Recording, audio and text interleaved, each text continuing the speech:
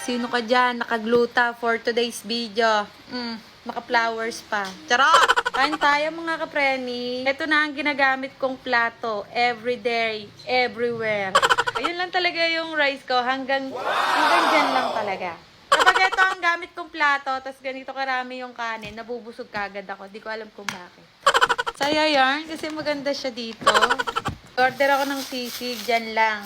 120 pesos, may sisig ka na, kapreni. O, diba? Ganyang kadami, kapreni. Taray! Kung sa iba, mga kapreni, sisig na sibuyas, dito talaga malaman. Ang dami, nanay. Ang dami ng sisig ni Joanne. Sulit na sulit yung 120 pesos, oh. Lalagay ko na lang sa comment section ng link nito. Charis! Ito lang yan sa kapitbahay namin, kapreni. Mga taga San Leonardo dyan. Lalo na yung mga taga Nieves. Free deliver sa inyo. Sarap! Malutong! Wow! The best. Imbalat, kapreni.